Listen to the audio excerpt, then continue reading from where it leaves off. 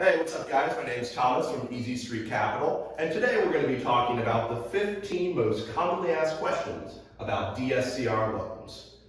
Question number one, what is the minimum loan amount for a DSCR loan? Well, the minimum loan amount for DSCR loans is going to vary by lender. They typically fall in the range from $75,000 to $150,000 for most lenders. Some lenders have been known to lower the minimum loan amount down to $55,000. It's important to note, Easy Street Capital, our current minimum loan amount is $75,000 for a DSCR loan. Question two, what is the minimum credit score for a DSCR loan? Well, like the minimum loan amount, the minimum credit score is going to vary sometimes widely by lender. Generally, the strictest lender will have a minimum as high as 680. A few lenders will have minimums as low as 620. Here at Easy Street Capital, though, we're friendly towards borrowers with challenging credit, aiming to build back up financially through real estate investing, and therefore our minimum credit score is 620 for DSCR loans. Question three, can a first-time investor get a DSCR loan? And yes, DSCR loans are generally available to first-time investors, but rules again vary by lender. While a few DSCR lenders will not lend to first-timers, most will do so. First-time investors can usually expect minor restrictions, such as a slightly lower leverage or a higher minimum credit requirement. There are some DSCR lenders, including Easy Street Capital, that have no restrictions at all for beginner investors. This is especially true if the rest of the borrower's financial profile is strong. Question four, what is the lowest DSCR loan down payment? Well, the vast majority of DSCR lenders will have minimum down payments of 20%. There are a few, however, that may go as low as 15%. Here at Easy Street Capital, our current minimum down payment is that 20%. Question five, is there a maximum amount of DSCR loans that you can have?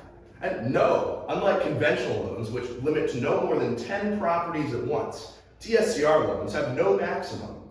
Each loan is qualified based on the property and credit score, not at all the borrower's personal income, expenses, and portfolio.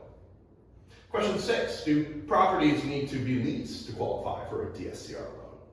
And generally, for these DSCR refinance transactions, the borrower must fully lease the property to a tenant. Properties operated as short-term or medium-term rentals generally require operating history of earning rental income. For multifamily properties, some lenders will allow 1 or 2 units to be vacant for refinance. These vacant units, however, must be rent-free. For acquisition transactions, DSCR lenders will universally allow the property to be vacant, but in turnkey condition. Now, here at Easy Street, we're one of the few DSCR lenders that are Airbnb friendly, meaning that for even cash-out refinances, a lease is not required if the property is operated as a short-term rental. Question seven, I am not a U.S. citizen. Can I qualify for a DSCR loan? And this is a question that's, again, going to vary from DSCR lender to DSCR lender. One of the challenges with qualifying as a foreign national is the lack of a credit score. Credit is one of the 3 key metrics for determining qualification rates and terms. In addition, DSCR lenders typically require reserves or a few months of PITIA payments and liquid assets, and these are typically cash accounts. Many foreign nationals don't have these assets stateside and in US dollars. Some lenders, though, will allow foreign nationals, and this typically comes along with restrictions on LTV limited to a maximum of generally 65%, rather than your typical maximum of 80% under most DSCR programs. And also a requirement for a US-based bank account will be there for reserves. Finally, it's important to note that this applies to true foreign nationals that are non-US citizens and living abroad. Both resident aliens and non-resident aliens or green card holders are typically fully eligible for DSCR loans with no LTV restrictions. One of the main advantages of DSCR loans is that it allows borrowers to be entities. Foreign nationals can participate as a part of a borrowing entity. However, they would need to have minority ownership interest in the entity. In this instance, it is still not permissible for the foreign national to sign the full recourse guarantee. For example, if you're a foreign national that owns a portion of an LLC or entity alongside US citizens, and your partner owns at least 50% of the entity and signs a full recourse guarantee, you should be able to qualify for a DSCR loan with no restrictions. Question 8, can I purchase a property with a DSCR loan and fund the down payment with seller financing or another loan? And generally the answer to this question is no. Pretty much all DSCR lenders will not allow any other liens securing the investment property you are purchasing or refinancing. Part of the benefits of DSCR loans is that the lender is only evaluating your credit and the mortgage property. Global cash flows or DTI or debt to income ratio do not factor into the consideration. This means that unsecured debt or mortgage loans on other properties in your portfolio won't jeopardize financing. However, the DSCR loan prohibits any additional debt related to the property that you are securing. How much reserves do you need for a DSCR loan? Well, some DSCR lenders will categorize everything with a DSCR of under 1 as a no ratio. Some will separate near 1 DSCR loans, such as loans with DSCRs between 0.75 and 0.99, as eligible and having ratios. These lenders would then call any DSCR loan with a DSCR of less than 0.75 as no ratio. Can I use my investment or retirement accounts for the reserves requirement? And yes, most DSCR lenders allow the usage of brokerage accounts, stocks and bonds, and retirement accounts to satisfy the reserves requirement. For such accounts, the lender will typically utilize a haircut, meaning that they value the account at 80 to 90% of the overall balance. For example, a DSCR lender may give you credit for $80,000 in reserves for a 401k retirement account with a portfolio value of $100,000. Now, why do DSCR lenders use this haircut? One reason is to account for the higher risk of stocks and bonds versus cash. These values can fluctuate while cash always stays stable. Another reason for the account, the lesser liquidity.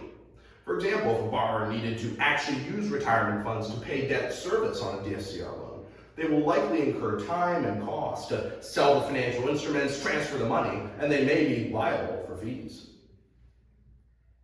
Can I use Bitcoin or other crypto assets for the reserves requirement? Now, generally, most DSCR lenders are not going to allow the usage of these digital assets as the reserves requirement. However, this is a space that is still very new and constantly evolving. One Bitcoin and crypto-friendly DSCR lender does currently exist. What's a no-ratio DSCR loan? Now, a no-ratio DSCR loan typically refers to a loan in which the DSCR ratio is less than 1. If the ratio is less than 1, let's say 0.85 for example, that ratio can be calculated and does exist, but it will still be referred to as no ratio. Can I qualify for a DSCR loan if the DSCR ratio is less than 1, meaning a negative cash flow each month? And yes, many DSCR lenders will allow for DSCR loans with a ratio under 1, and they typically do still have that minimum ratio. The DSCR ratio floor for these lenders is usually 0.75 or 0.85. There are some lenders that will allow a true no-ratio DSCR loans with no limits, even under 0.75. Why would anyone invest in a property with a DSCR ratio of under 1 if it means losing money every month? You know, believe it or not, there are several situations where it makes sense both for the investor and for the lender to do deals in which there's a DSCR of under 1. One example is for markets that have really high appreciation value due to limited supply, booming growth, or other factors. Recent examples would be markets in coastal California or Austin, Texas.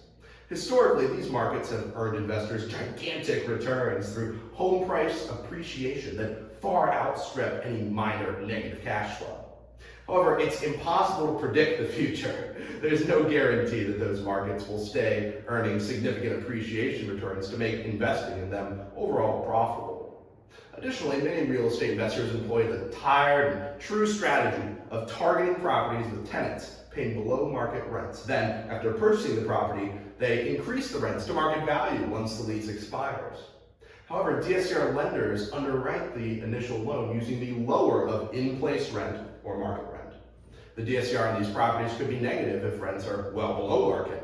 If this is the case, these deals make a lot of sense for investors and borrowers, since they typically only need to wait a few months out of a 360-month term to re-tenant the property and start cash flow. And our final question, can I live in a property bought with a DSCR loan? And the answer to this is no. DSCR loans have very strict rules that do not allow the borrower to occupy the properties. DSCR loan documents include a legal affidavit borrowers are required to sign that attests that you don't live in, nor do you intend to live in the property in the future.